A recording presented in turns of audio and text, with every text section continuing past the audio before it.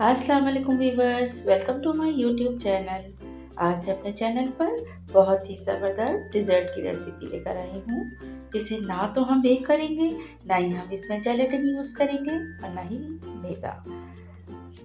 और हाँ, अगर अब तक मेरे चैनल को सब्सक्राइब नहीं किया है, चैनल को सब्सक्राइब कर दें, बेल का आइकन प्रेस कर दें ताकि हर आने वाली वीडियो आपको मिल सके। अच्छा, हम इस डिज़र्ट को तैयार करने के लिए यहाँ पर बेकरी के बिस्किट्स और कुकीज़ को इस्तेमाल करें। आप जो भी कुकीज़ या बिस्किट आपको पसंद हो, आप यहाँ पर इस डिज़र्ट में इस्तेमाल कर सकते हैं। इनको मैंने अच्छी तरह चॉपर में डालकर चॉप किया है और अब मैं यहाँ पर इसको सेट कर रही हूँ।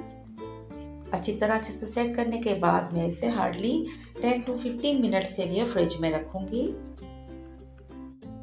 फ्रिज में रखने से ये अच्छी तरह से सेट हो जाएगा।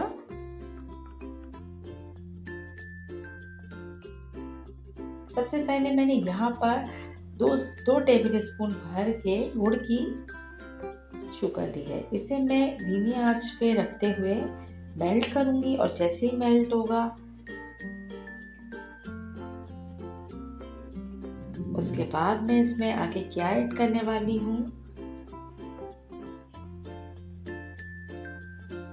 हमें याद रखिएगा कि इसकी जो हमें हीट है वो बहुत स्लो हीट पर हमें इसे कुक करना है, वरना बहुत जल्दी से ये गुड़ की शुगर जो है ये जलना शुरू हो जाती है। अब हम इसमें तकरीबन 1 कप स्मॉल साइज़ का कप था, उसे हमने दूध को ऐड किया है और मिल्क ऐड होते ही इसे बहुत तेज़ी से हमने स्पून से या विक्स की मदद से हमें मिक्स करना है।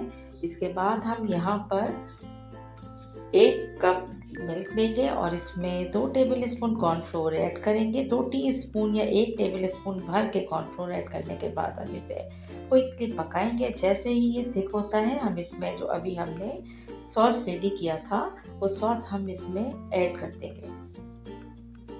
सॉस ऐड करने के साथ ही हमें इसे थोड़ी देर के लिए ठंडा करना है और उसके बाद हमने जो बिस्किट को सेट करने के लिए फ्रिज में रखा था उसके हम ऊपर इसे ऐड करने के बाद सेट करेंगे। फाइनली हम इसे बहुत अच्छा सा सेट करने के बाद अगेन इसे फ्रिज में रख देंगे। अच्छा, अब स्टेप हमारा आता है चॉकलेट का।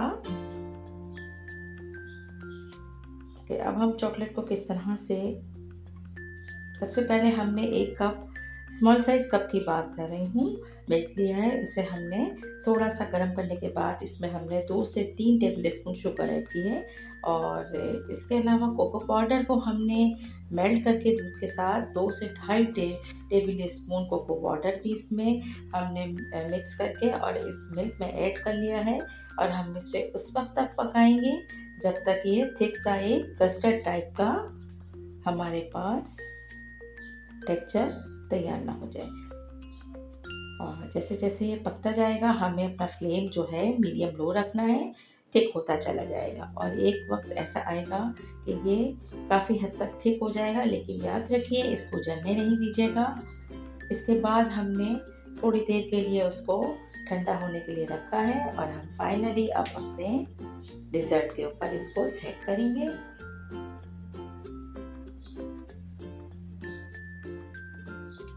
सेट करने के बाद हम इसमें थोड़ा सा चॉकलेट को क्रश करके और इसको तकरीबन 20 से 25 मिनट के लिए हम फ्रीज़र में रखेंगे ताकि ये अच्छी तरह से सेट हो जाए और उसके बाद जैसे ये सेट होगा हम इसे कट करके सर्व करेंगे। बहुत ही शानदार सा ये डिज़र्ट बच्चों को तो बहुत ही पसंद आता है और मिनटों में सब इसको खाकर एंजॉय करते हैं। बहुत ही लाजवाब इसका मज़ा है। इजीली तैयार हो जाने वाली ये डिश आप लोग ज़रूर ट्राई कीजिएगा।